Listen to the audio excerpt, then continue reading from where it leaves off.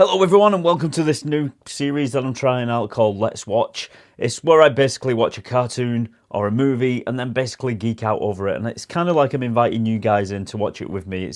It's more of a laid back, relaxed video that I hope you'll enjoy. Today we're going to be watching the Diamond Ray of Disappearance, which was the first episode of He-Man. So I don't think I've ever seen this. So it'd be quite interesting to watch it for the first time. So yeah, I've got my cup of tea, because I'm British, in a Christmas mug. Yep, Christmas is over, but yeah, I like this mug, what can I say? Anyway, let's get into it. Okay, so just pop the old headphones on. And here we go. I love this intro, man. It's so iconic. Here he is, Prince Adam. How would anyone ever guess that he is He-Man? He looks absolutely nothing like him. At least Battle Cat was covered up. Here we go, the words.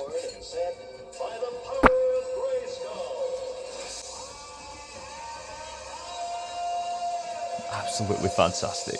I used to absolutely love my Battle Cat and my He-Man figure. Used to love playing with them. Kind of still do because I still have them, but yeah, man. And it just punches out the screen. Oh. Sorceress, Man-at-Arms, and Orko. Orko was missing from the 1987 movie and everyone really hated it because we got Gwildor, which now is a fan favourite, but back in the day we wanted to see Orko because he was such a fan favourite in the cartoon. He was a little bit like Slimer in the Ghostbusters, same kind of character. I've just done a retrospective on the movie, so it's kind of on the brain at the moment. Snake Mountain. Skeletor's lair. I presume this episode is kind of setting up all the characters because it's the first one. This box lies the lost Diamond Ray of Disappearance. The Diamond Ray? But that makes those who see it. I know what it is. I'll call our warriors from around the universe and bring them here. I presume this is where we're getting the introduction to all the different characters in the show. Obviously not all of them because over time there were so many. But there we go, Merman. Completely annihilated that fish though. Now I didn't have all of these figures, but I had some of them. I never had Evil Lyn. I never had Merman. Triclops. Now he was a figure I had. I absolutely loved Triclops. His eyes would turn around. You had about 3 different eyes. It was a great action figure, fantastic action figure, Trapjaw. The good thing about these action figures in the 1980s was that they all came with a gimmick. Every single figure had something unique and they were really imaginative as well. Like Trapjaw would have interchangeable arms so you could put weapons on them. Pretty sure I'm right saying that. And they all had this little gimmick you could enjoy as a kid. They don't seem to make toys like that anymore. And they all came with a comic book as well so you could learn the lore of He-Man, which changed when we got these cartoons. At last I have the means to conquer Eternia and crush He-Man. What is so special about this Diamond Ray? Get ready for some expedition. Show you. I have a volunteer. Who's he gonna pick? Oh? Watch what happens to any living being who sees the Diamond Ray. Okay, so the Diamond Ray of Disappearance makes people disappear. Who would have guessed? Now, here is what we will do. Remember I had a Skeletor figure, but I remember his hand was all chewed up. I think my dog got to him. That Orko was always bad at magic tricks. I don't think this is going to go as he planned. Orko? No. The only trick we want to see is you disappearing. There were a few shots in this cartoon. What were rotoscoped, like He-Man laughing, He-Man punching the screen, He-Man throwing a boulder, He-Man running. They were all reused over and over again, and you get to recognise them in the upcoming episodes. They were used over and over and over again to cut costs. Come on, Cringer. This is no place. Just love Prince Adam's outfit. It's doing quite a good job this episode of setting up all the different characters. It's not like a modern animated series where you get an actual origin story. They're just kind of like just introducing you to each one of the toys, basically. Here we go.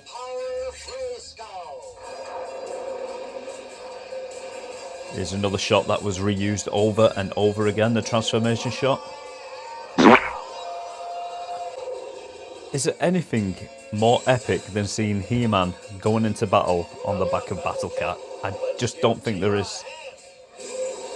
And Battle Cat was actually from a different toy line. I can't remember what the line was, but they took Battle Cat from another toy line, painted it green because it was a normal tiger, then just slapped He-Man on top of it. Does Skeletor have his staff in this? He seems to have an orb on the top of his axe, but I've not seen his staff yet. There's a classic transition scene though with He-Man like logo flying at the screen. I used that in my retrospective video. I was quite happy with myself doing that. Not so fast, Trapjaw. Look at that. Oh.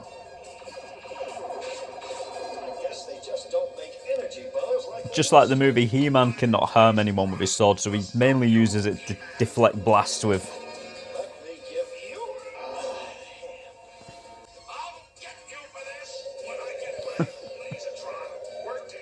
Just throwing him half the way across the planet. He'll be fine. There's another shot that would be used over and over again. He-Man running away. I think that one as well, with him jumping on Battle Cat. There's probably a few that I don't recognise as well. Let me know in the comment section if you noticed any. Look, it's Zoar, the sorceress, speaking to me with telepathy. What's she saying? Skeletor is in the palace. Oh god, Skeletor's in the palace. His Majesty, the former King of Eternia. Too late. Did the sorceress help? She's powerless away from Grayskull. Guards! Guards! It always amazed me how King Randor and the Queen, I can't remember the Queen's name, never knew who Adam was, that he was He-Man. Because like I said before, he looks exactly the same. That's one thing I liked about the series they did in the early 2000s, where they had him as a young boy, and then when he turned into He-Man, he actually turned into a big beefcake He-Man. So that was actually a good thing that they changed. Oh, is Skeletor actually winning in this episode? Skeletor's robot knights. So he did attack the palace. Come on, Battle Cat. So I wonder if He-Man is allowed to hit the robots with his sword. I'm guessing so. Tell me exactly what Skeletor did. He shined this light on them, and they just disappeared. The lost diamond of disappearance. Oh, He-Man knows exactly what it is. Their guards. Tell her to wait in the woods near Castle Grayskull. And there you go, now they're setting up Castle Grayskull. So yeah, they seem to be setting up all the different elements of Masters of the Universe in one episode, and then they really get into it in the next episode, I presume. I could just imagine my younger self watching this for the very first time. I loved this show. I loved it. Sorceress, if you can hear me, It's exciting. It's so exciting. Skeletor will try to take Castle Grayskull. What do you say we arrange a little welcoming party? It is Castle Grayskull.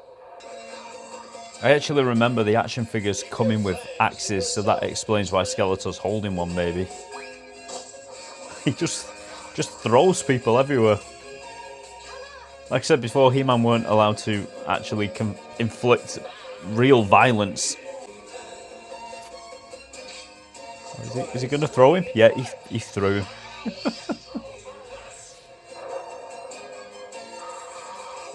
Who's he going to throw next? Maybe he'll hit the robots with his sword, maybe. Here we go. Is he going to use his sword on the robots? Yes. Robots were always like 80s cannon fodder for cartoon characters who couldn't hurt actual people. But they can hurt robots, like Ninja Turtles. You had the foot soldiers.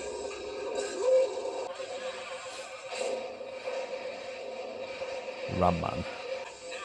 The voice acting in this is superb. I love the guy who does the voice of He-Man. What's he doing?